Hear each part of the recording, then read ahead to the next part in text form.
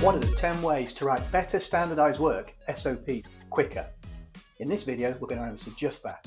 Hi, I'm Russell Watkins from Senpai, where we show you practical, lean techniques to help you improve your manufacturing business. This how-to grew out of one of our tips, number 38 of our 50 tips, which is all about SOPs, and there was a request for more information from a number of people. A lot of advice out there means you'd have to have hordes of people writing SOPs and a wheelbarrow to cart them around in. I think we should simplify all of that, and make sure you stick around to the end because I'm going to show you the 4 ingredients to strong standardised work. First, I'm going to show you a weak standardised work and explain why it's weak, and then a strong one with 10 reasons why it's strong. The weak one you see here, lots of words, very technical words, no pictures, nothing to engage, and generally a bit bland.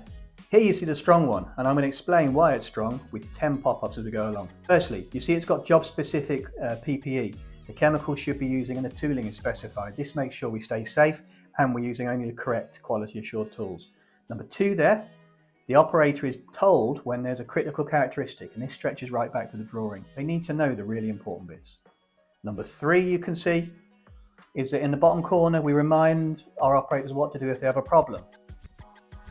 Number 4, the wording, critical one. This, not using too many words, simple words are best. Don't write like an engineer, write like a normal person. Number 5, cycle time on there is really useful for each element because it means if there's a problem, you can just stand and watch and see which element is taking longer or shorter. Helps with troubleshooting.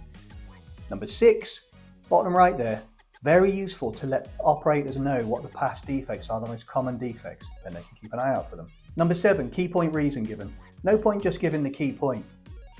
You need to know why it's a key point because that way people will buy into looking for it. So the key point reason. Number 8, photos. Photos are good, but not just any photo. Don't take it from a distance. If you've got something specific to show, zoom into it.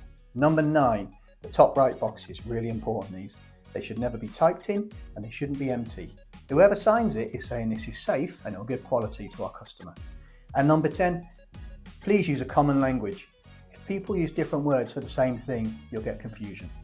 Earlier, I said that I was going to give you a bonus here of 4 things to make sure that you've got strong standardised work. Number 1, when you write your key points, consider your safety first, then your quality, then your delivery. You want to make sure that people are kept safe, go home with the same fingers and toes first, then you bake in quality, and then you get the right amount out of the process. Number 2, don't pluck your SOP out of thin air. It's the end of an engineering process. It starts with a drawing and goes through things like process flow, PFMEA.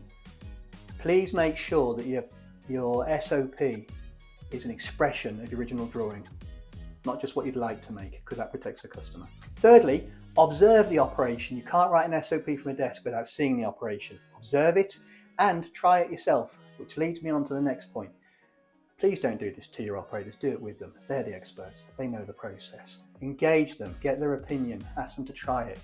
To get a copy of the 10 points for good standardised work, click on the links below. Also, check out our tips number 38 and 39 from our 50 lean tips. There's more there on standardised work. As an extra bonus, you'll also find an example of a very quickly but very well done SOP that's hand drawn to avoid lots of problems.